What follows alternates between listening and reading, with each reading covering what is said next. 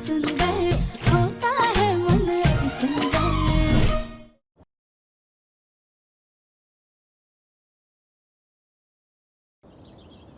अब हमें यहाँ रुकने के लिए मजबूर मत कीजिए, हम नहीं रुक पाएंगे। आपको पता है मम्मी, आज तो मंदिर में ना हम पापा जी से भी मिले थे।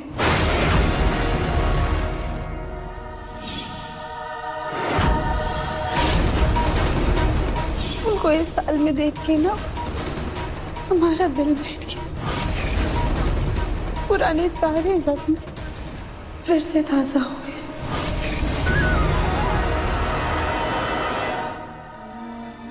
बेटा, बेटा हमारी बात सुन। जो कुछ भी हुआ है उसमें तेरी गलती नहीं है, समझ बात को। पर मम्मी, घर वालों को तो यही लगता है ना कि इन सारी चीजों के जिम्मेदार हम हैं। मम्मी, हमने ना उस नकली राधिका को ढूंढने की बहुत कोशिश की ताकि सारा सच सबके सामने आ जाए, पर वो हमें कहीं मिल ही नहीं। हम जानते हैं मम्मी कि पापा जी की इस हालत के जिम्मेदार हम नहीं हैं, पर अपनी बेगुनाही साबित करने का हमारे पास कोई सबूत भी तो नहीं है। हम अपने परिवार वालों की नफरत सहकर पूरी जिंदगी गुजार लेंगे, पर अब उन्हें और तकलीफ नहीं देना चाहते हैं।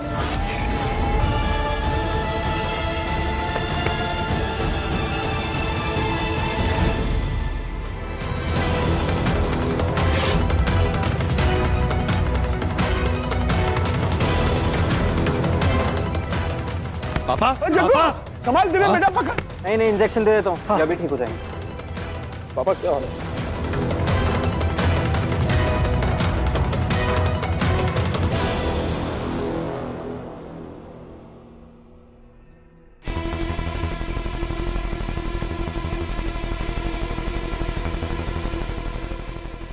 डॉक्टर, लेकिन अचानक से पापा को क्या हो गया? आज से पहले तो कभी ऐसा नहीं हुआ। जग्गू इतने महीनों से एकदम शांत था, आज हम पूजा के लिए मंदिर गए थे, अचानक ऐसी हालत हो गई। देखिए, ऐसा हो सकता है कि उन्होंने कुछ ऐसा देखा हो जिससे उन्हें अपने अतीत के बारे में याद आया हो, या फिर ऐसा भी हो सकता है कि उन्होंने कुछ ऐसा सुना हो मंदिर में जिससे उनको पैनिक अटैक आ गया। हाँ, शायद ऐसा कुछ हुआ होगा। आज जब हम मंदिर में गए तो वहाँ बहुत ज्यादा शोर शराबा था। हो सकता है कि पापा किसी आवाज को सुनकर घबरा गए होंगे। ठीक है, अब आप लोग को घबराने की जरूरत नहीं है, मैंने इंजेक्शन दे दिया है, उन्हें आराम मिल जाएगा। ठीक है। मुझे लगता है हम सबको यहाँ से जाना चाहिए, जग्गू को पूरा आराम मिल जाएगा। रानी बहू, ये जरा साफ कर देना। जी, मैं झाड़ू लेकर आती हूँ।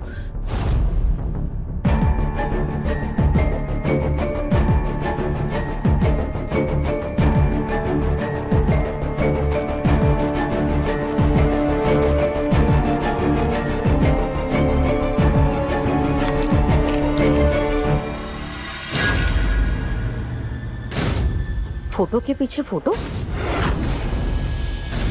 चलते हैं मम्मी। ठीक राधिका, हमारी बात ना ध्यान से सुन। जो कुछ भी हुआ है उसे भूल कर आगे बढ़, अतीत को अपना ले। इस तरह से अतीत से कब तक भागती फिरेगी बेटा? भागना बंद कर दे। मम्मी, हम जिंदगी भर भाग सकते हैं, अपने पूरे परिवार से रिश्ता खत्म कर सकते हैं, पर हमारे दिल में दिव्यम जी के लिए जो प्यार है उसे कैसे खत्म कर दे? अब तो टूटे हुए दिल के सहारे ही हमें अपनी जिंदगी गुजारनी होगी, उसके अलावा और कोई रास्ता नहीं है हमारे पास।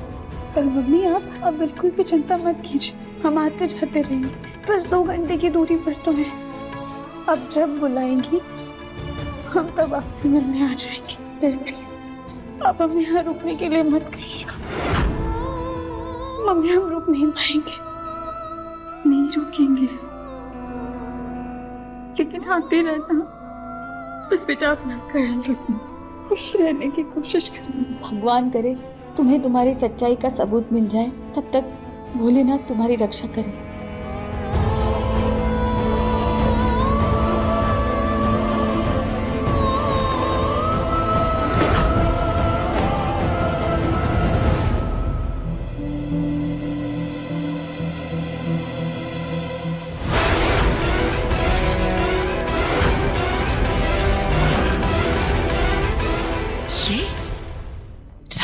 फोटो का तो नामो निशान नहीं था घर में। ये जग्गू के पास कैसे आया? जग्गू ने फोटो को छुपा के रखा था। ये जग्गू इसी फोटो की तरफ इशारा कर रहा था क्या?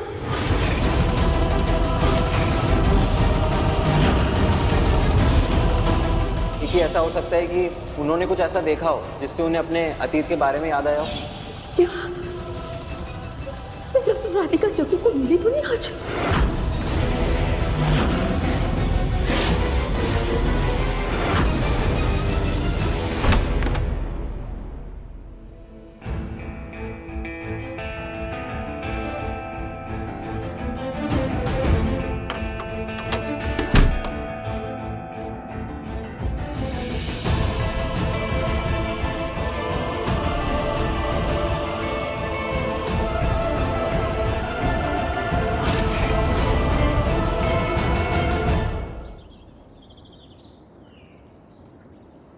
एक बार पापा को देखा था, कल उनकी तबीयत बहुत खराब लग रही थी। मुन्ना अपने पापा को देखने जा रहा है? हाँ माँ। तो उनकी इतनी चिंता मत कर, रानी है ना, वो उनका अच्छे से ख्याल रख रही है। अगर तुझे हमारी बात पर यकीन नहीं है तो चल करके देख ले। आजा। पापा जी ये देखिए, इस कंपनी के शेयर्स आज गिर गए और ये वाली जो कंपनी है ना, आपकी दवाई का टाइम हो गया।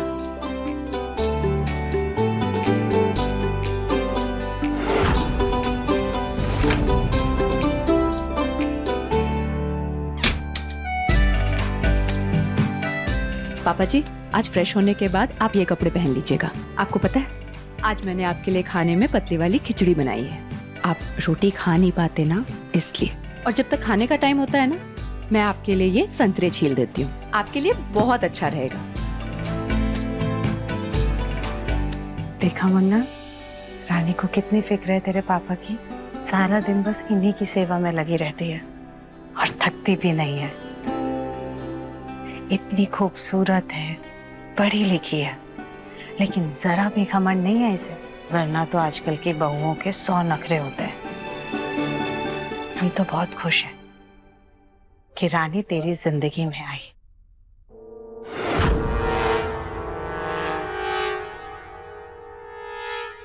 माँ मुझे एक इम्पोर्टेंट वीडियो कॉल करना है, मैं आता हूँ। अरे आप लोग कब आए? अब दिव्यम जी मैं आपके लिए कॉफी ले आऊं? No thanks.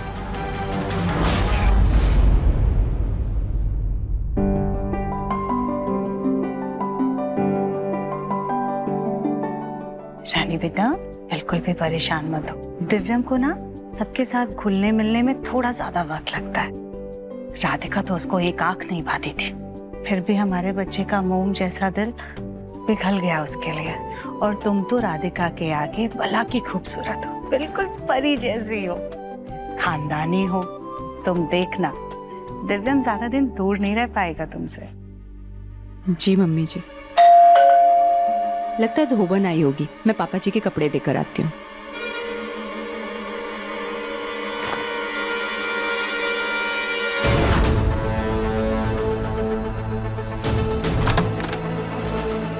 ये लो, पूरे 25 कपड़े हैं, अच्छे से इस्त्री करना, एक भी सिलवट नहीं होनी चाहिए, ठीक है?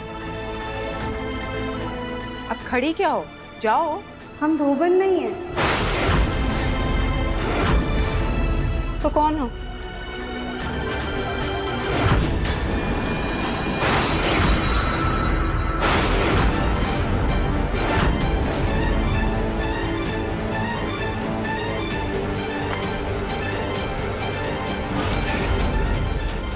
ये कौन है? नई नौकरानी है क्या?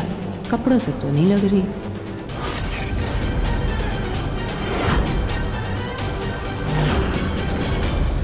आप कौन?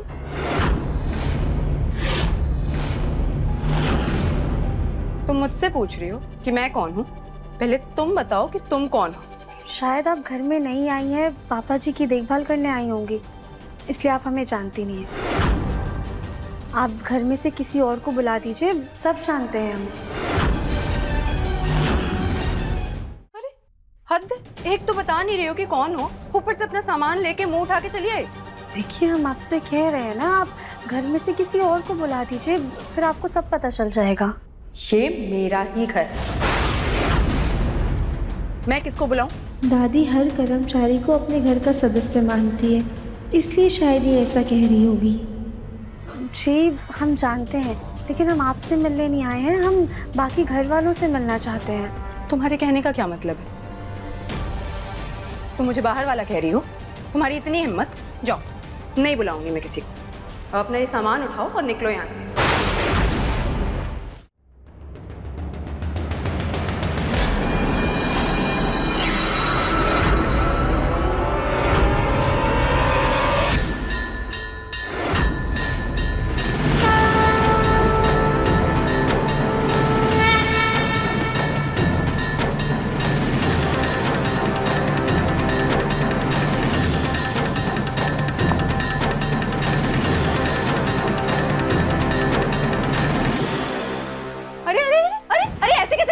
आ रही हो?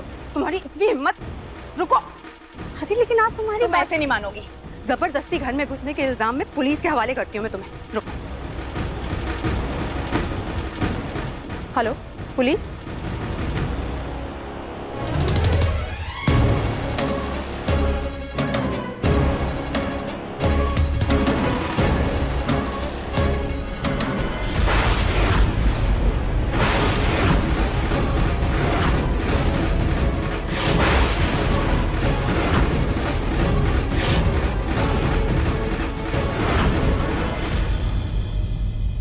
राधिका, तुम यहाँ?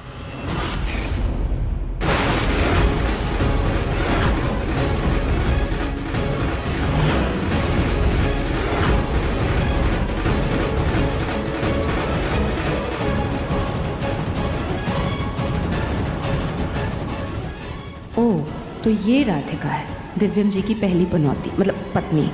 ये यहाँ क्यों आई है? हमारी शादी तो हो गई है, लेकिन क्या तुम आने वाले सारे जन्मों के लिए मेरी पत्नी बनोगी?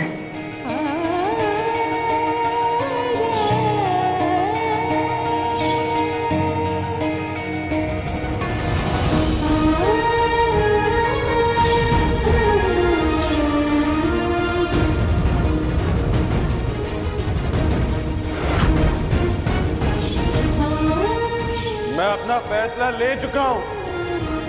जाओ यहाँ से।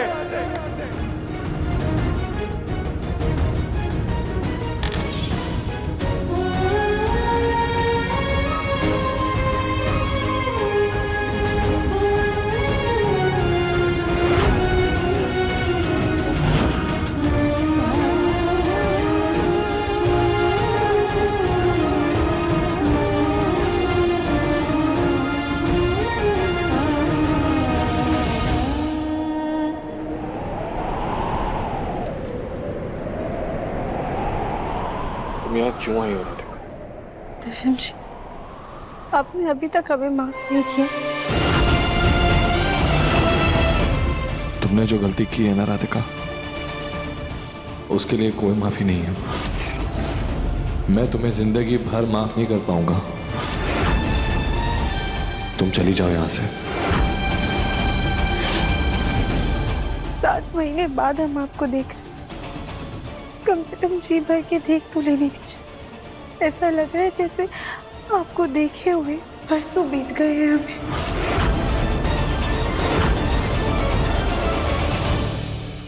ये हालात तुम्ही ने पैदा किए हैं राधिका। इतनी मुश्किलों से हमारी जिंदगी में खुशियां आई थी, लेकिन नहीं, तुमने सब कुछ खत्म कर दिया राधिका। चली जाओ यहाँ से। वही तो दिव्यम जी, जो गलती हमने की ही नहीं है, आप हम दोनों को उसकी सजा दे रहे हैं। काश आप हमारी बेगुनाही पर यकीन कर पाते। काश तुमने वो गलती की ही नहीं होती।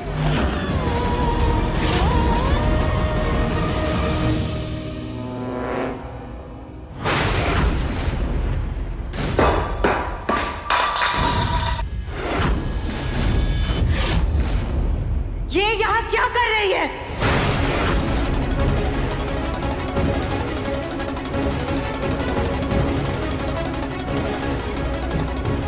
तुम्हारी हिम्मत कैसे हुई हमारे घर में वापस आने की? माँ जी दरअसल वो हमें बस एक शब्द नहीं सुनना है हमें। मुन्ना के पापा को लाचार करने के जुर्म में तुम्हें जेल में होना चाहिए था।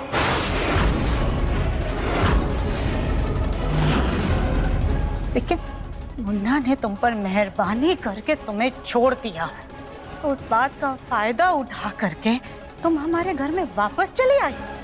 मुन्ना, इस लड़की को अभी के अभी धक्के मार के हमारे घर से बाहर कर दे।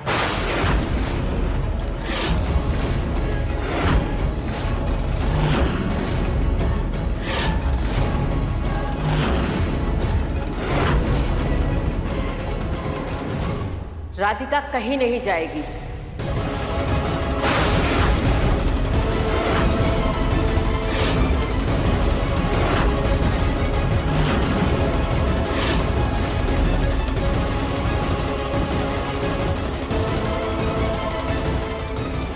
इसे मैंने बुलाया है।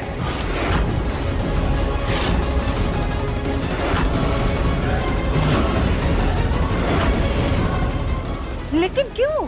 तुम्हारे क्यों का जवाब मैं बाद में दूंगी। राधिका, तुम अंदर आ सकती हो।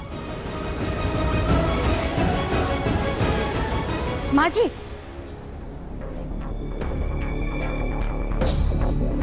हमें आपसे जरूरी बात करनी है, प्लीज। ठीक है।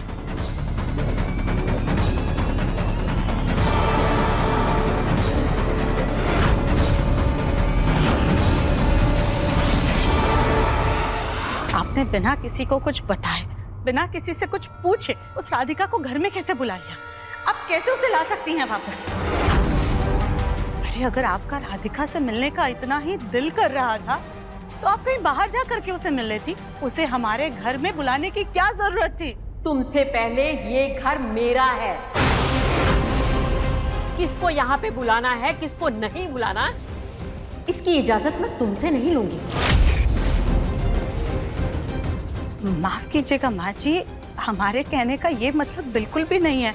हम तो बस ये कह रहे हैं कि राधिका को घर में वापस बुलाने से पहले कम से कम एक बार आप हमारे बेटे के बारे में तो सोचती। राधिका को घर में वापस देख करके हमारे बच्चे के दिल पर क्या बीतेगी? उसके सारे जख्म हरे हो जाएंगे। बड़ी मुश्किल से हमारा बेटा अपने दुख से लड़ने की कोशिश कर रहा है, लेकिन आपने उसे फिर से उसी गड्ढे में ढकेल दिया।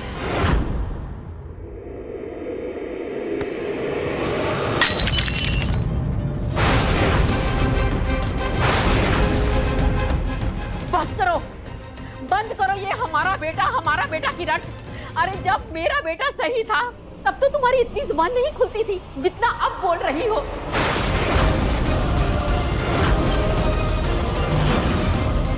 माना कि तुम्हें तुम्हारे बेटे की फिक्र है, मत बोलो। मैं भी एक माँ हूँ। अगर तुम दिव्यम की माँ हो तो मैं जग्गू की माँ हूँ।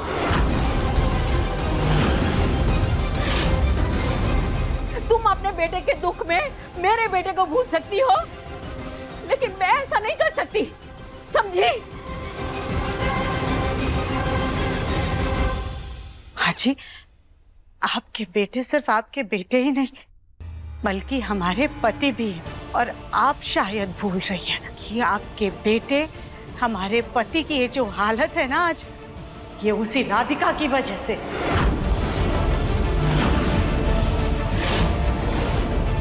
आपने उसे ही घर में वापस बुला लिया। दादी, ये तो मैं भी पूछना चाहता हूँ कि आपने राधिका को घर में वापस क्यों बुलाया? मैंने राधिका को यहाँ जग्गू की वजह से बुलाया है।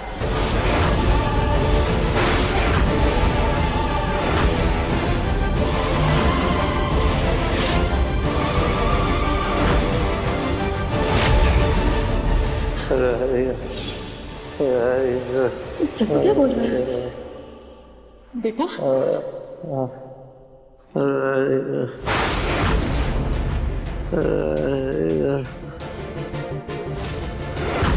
राधिका, बेटी दिनों के बाद जग्गू ने बोलने की कोशिश की, वो भी सीधा राधिका का नाम लिया। राधिका की फोटो भी छुपा के रखे थे। Hello doctor.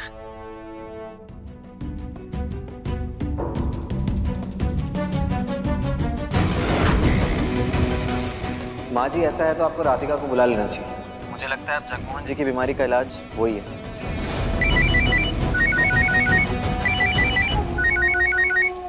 दादी का फोन। जी दादी। राधिका, आज तुम जग्गू से मिली थी?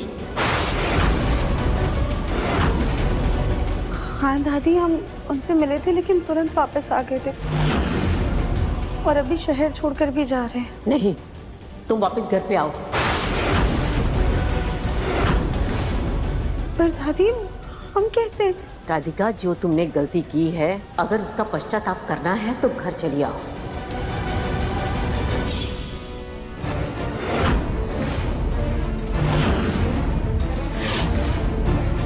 जग्गू इतने महीनों से जिंदा लाश बना हुआ था। कल पहली बार राधिका को देखकर उसके शरीर में हरकत हुई। मैंने डॉक्टर को फोन किया और उनसे बात की। उन्होंने कहा कि राधिका ही जग्गू का इलाज है।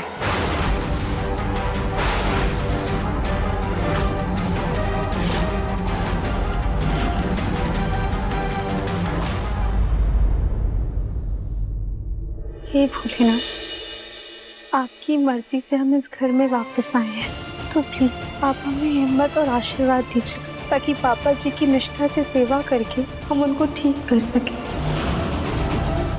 और उन्हें नुकसान पहुंचाने का दाग जो हमारे दामन पर लगा है उसे मिटा सके। उसके बाद ही सब कुछ ठीक हो पाएगा। दिव्यम जी की नजरों में अपनी भी नफरत हम बर्दाश्त नहीं कर सकते हैं।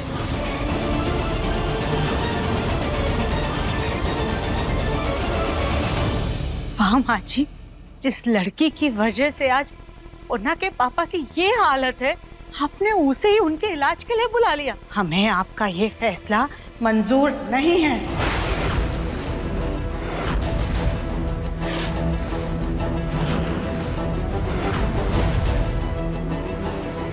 मुन्ना, तू चुप क्यों खड़ा है? तो कुछ बोल क्यों नहीं रहा है मुन्ना? क्या तू राधिका को इस घर में बर्दाश्त कर पाएगा? तू हर वक्त राधिका को अपनी आंखों के सामने देख पाएगा? तू समझाना अपनी दादी को, कुछ बोलना उन्हें। उनसे कह कि राधिका को इस घर से निकाल दे। सुजाता, मेरा फैसला आखिरी फैसला है और मैं इस घर की मुखिया हूँ। जहाँ मेरे बेटे की बात आती है तो वो ही होगा इस घर में जो मैं कहूंगी।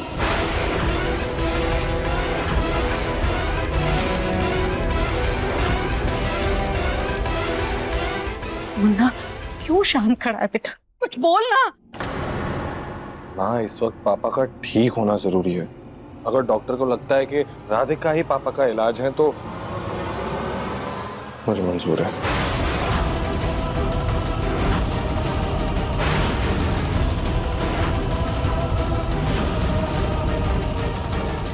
ठीक है, लेकिन राधिका को इस घर में रखने से पहले हमारी एक शर्त है। तो अब तुम मुझे शर्तों में बांधोगी? नहीं नहीं नहीं माँ जी, ऐसी बात बिल्कुल भी नहीं है। अगर आपको अपने बेटे की परवाह है तो हमें अपने बच्चे की परवाह है। हम सिर्फ इतना कहना चाह रहे हैं कि उस राधिका के सामने दिव्यम और रानी की शादी का सच नहीं आना चाहिए, क्योंकि अगर ऐसा हुआ तो इन दोनों को नजर भी लग सकती है। और आप सब तो शादी के बारे में जानते हैं, तो फिर कहीं राधिका दिव्यम और रानी पर गैर कानूनी शादी का केस ना कर दे।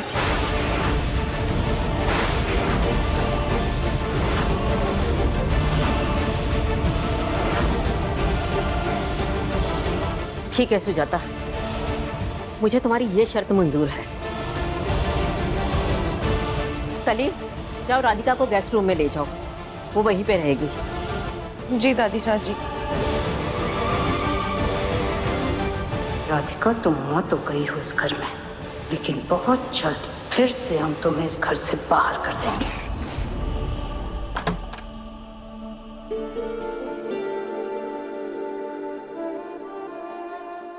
ये रहा आपका कमरा देव।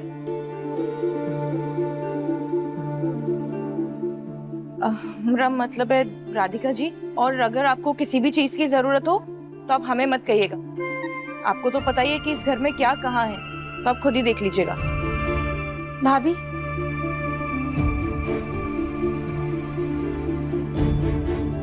हम तो आपको भाभी कह सकते हैं ना?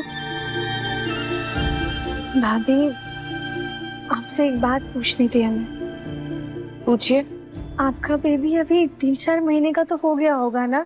क्या हुआ, लड़का या लड़की, और आपने क्या नाम रखा है?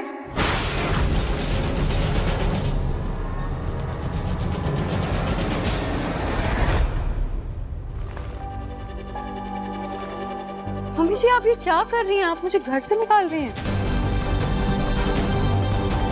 रानी बेटा, तुम सच में बहुत भोली हो। उस राधिका की तरह थोड़ा चंट बनो।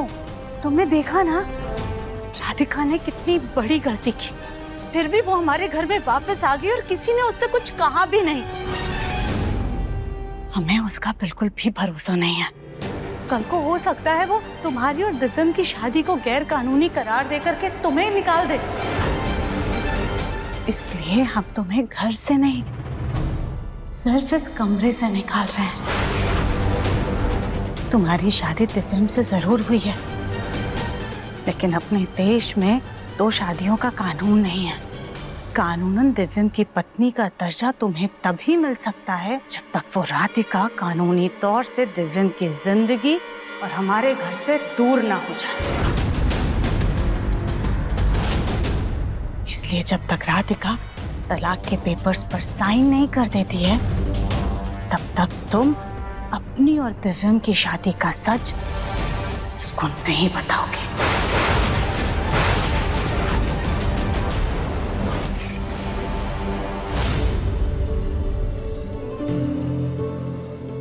हमें इस बात का कोई जवाब नहीं देना है। हम चलते हैं, गोलू जी बुला रहे हैं।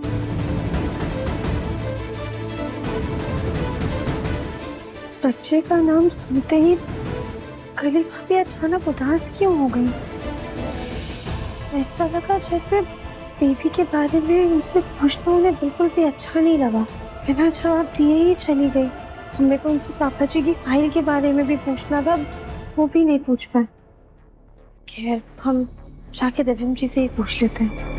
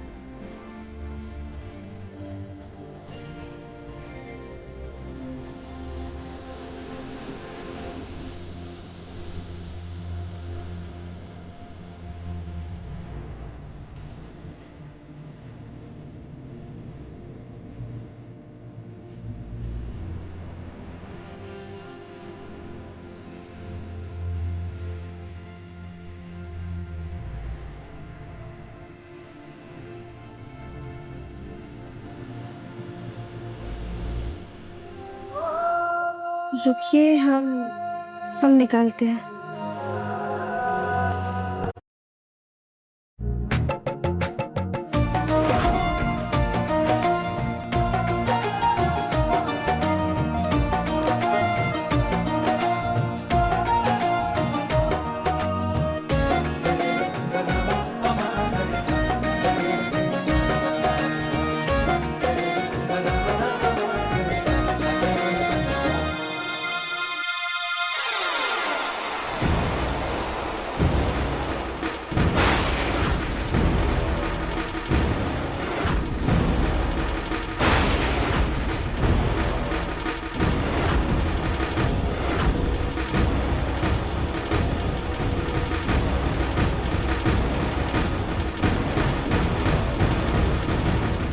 अरे रानी बेटा, तुम्हारी और दिव्यम की शादी का फोटो फ्रेम रह गया, इसे भी छुपा कर रख दो।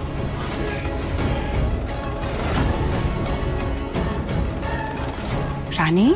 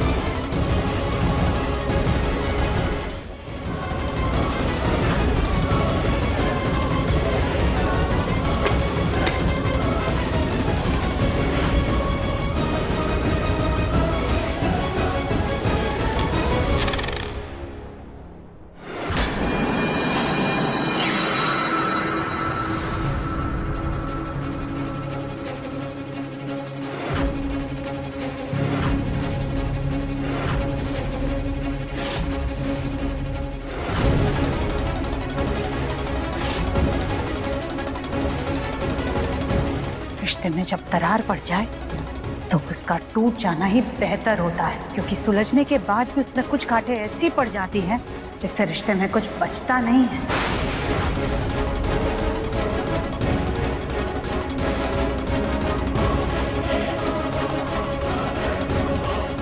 और तुम दिव्यम के कमरे के आसपास भटकने की हिम्मत भी मत करना।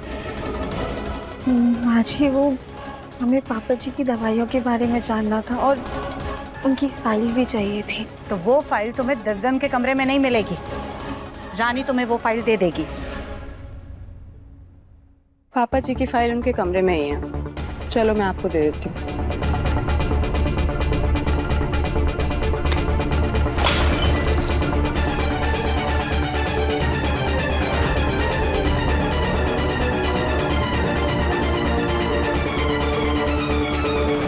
देख क्या रही हो? जाओ रानी के साथ।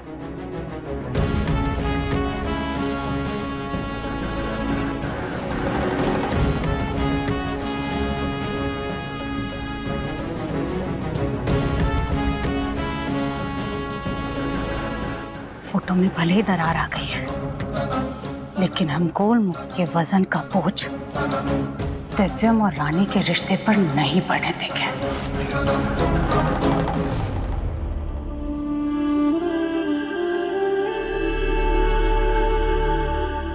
वैसे आपकी वजह से पापा जी के शरीर में जान ही नहीं रही। ये मैं नहीं बोल रही हूँ, घर में सभी बोलते हैं। वैसे आप पापा जी क्यों बोल रही हैं इन्हें? वो सभी पापा जी बोलते हैं तो मेरे भी मुंह से निकल गया होगा।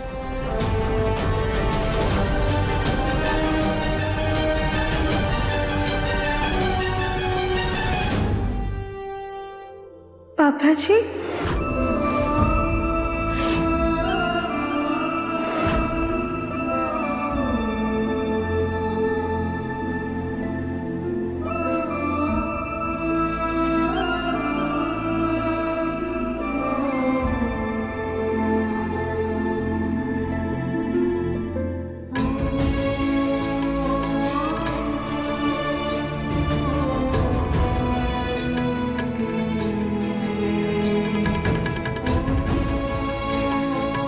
पापा जी, हम आ गए।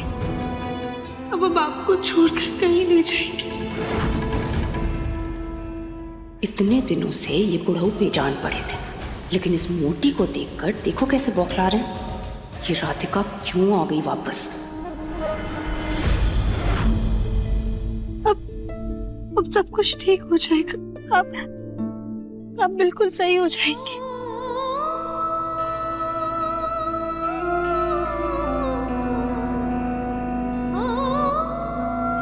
लगता है पापा जी को पानी चाहिए। नहीं, वो उनका वहाँ पे चश्मा रखा है ना, उनको वही चाहिए होगा। हमेशा पापा जी अपना चश्मा वहीं पर रखते। आप प्लीज लाकर दे दीजिए।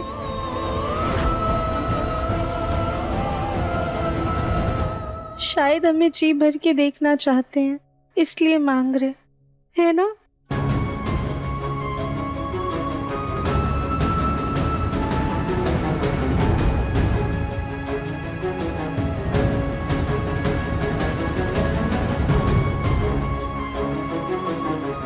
ये लीजिए, ये है पापा जी की फाइल, और बाकी आपको कोई ज़रूरत हो तो बता दीजिएगा। जी थैंक यू।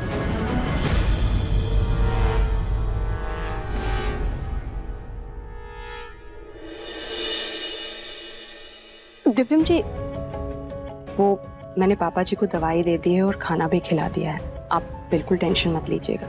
आपके पापा मेरे पापा हैं। मैं पूरी जी जान से उनकी सेवा कर रही हूँ, और देखिएगा मेरी मेहनत रंग जरूर लाएगी। पापा जी बहुत जल्द ठीक हो जाएंगे। दिव्यम जी,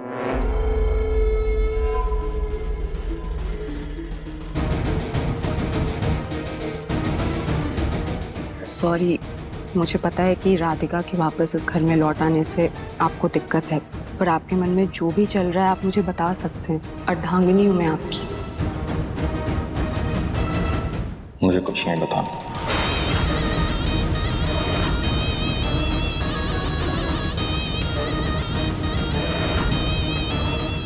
सॉरी और थैंक यू, इसके अलावा कुछ बोलना भी होता है इन्हें?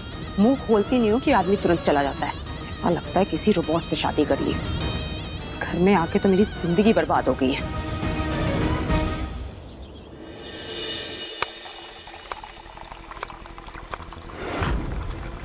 अरे नहीं देवरानी जी, प्याज काटने पर आंखों में आंसू आते हैं, ये लौकी काटने पर कब से आने लग गए? अरे चाची सासी देखिए ना, लगता है प्याज की तरह ये लौकी भी तीखी हो गई है, तभी नहीं देवरानी जी की आंखों में आंसू आ गए। ठीक है, हम देखते हैं, तुम जाओ यहाँ से। एक काम करो, पौधों में पानी डाल दो जा करके। पर चाची सास जी, आज ही तो बारिश हुई है, पौधों में तो पानी चला गया होगा। कल ही जा करके माँ जी के सर में तेल लगा दो, या फिर उनके पैर की मालिश कर दो जा करके। कुछ और काम कर लो, लेकिन जाओ यहाँ से। ठीक है चाची सास जी, जा रहे हैं।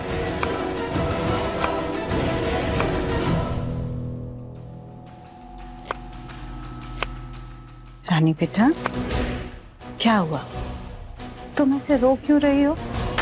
तो और क्या करे मम्मी जी, आज मेरे ही सामने वो दूसरी पराई लड़की मेरे पापा जी, मेरी मम्मी जी, मेरी दादी जी को अपना बोल रही है, तो दिल तो दुखेगा ना।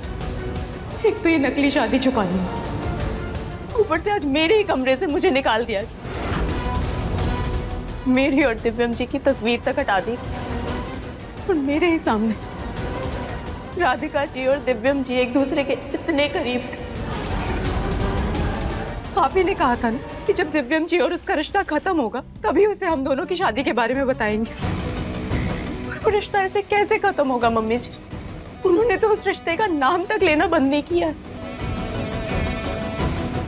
तुम बिल्कुल परेशान मत हो रानी, तुम बिल्कुल सही कह रही हो। हम उस राधिका से बात करते हैं।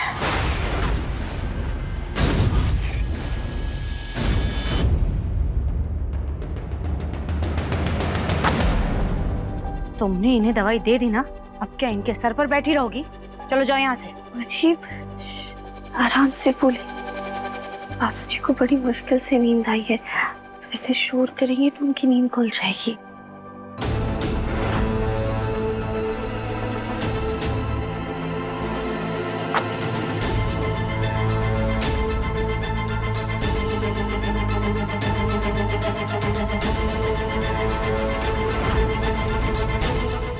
तुम्हारी वजह से मुन्ना के पापा की ये हालत हुई है और तुम हमें सिखा रही हो कि उनका ख्याल कैसे रखना है। माँ जी, हमने आपसे कितनी बार कहा है, हमने पापा जी को धक्का नहीं दिया है। बकवास बंद करो अपनी। पापा जी को कोई ऐसे धक्का नहीं देता है। और ये क्या पापा जी लगा रखा है? तुम उनको आज से सर बुलाओगी।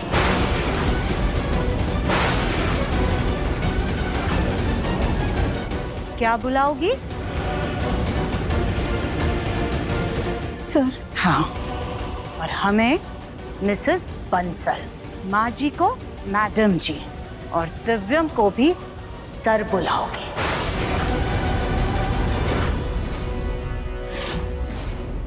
याद रखना, तुम यहाँ पर मुन्ना के पापा की नर्स के तौर पर आई हो, ना कि इस घर की बहू बनकर।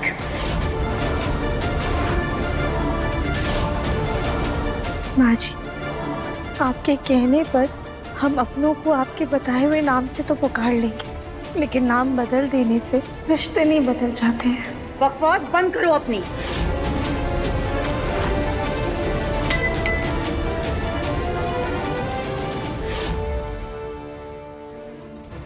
मुन्ना के पापा, आराम से धीरे से आइए। हम पानी लेकर आते हैं।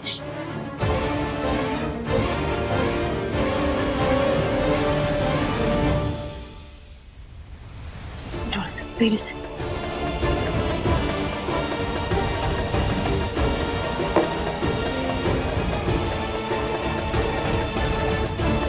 मैडम जी, हम सोच रहे थे कि हम सर के कमरे में ही गद्दा बिछाकर नीचे सो जाते हैं, इसी बहाने उनका ख्याल भी रख पाएंगे।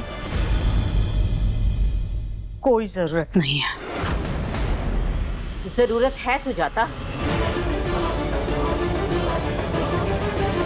राधिका को यही सोने दो। तुमने शायद ध्यान नहीं दिया, लेकिन हमें दिख रहा है, जब से राधिका आई है जग्गू की सेहत में बहुत सुधार हुआ है। और अगर राधिका सारा टाइम ध्यान रखेगी जग्गू का, तो जग्गू जल्द से जल्द ठीक हो जाएगा। थैंक यू दादी।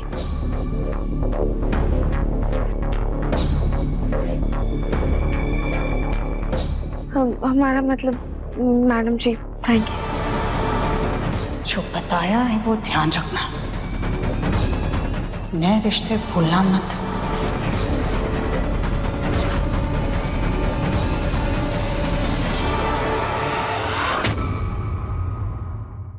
मन अति सुंदर, शाम 7:30 बजे दंगल टीवी पर।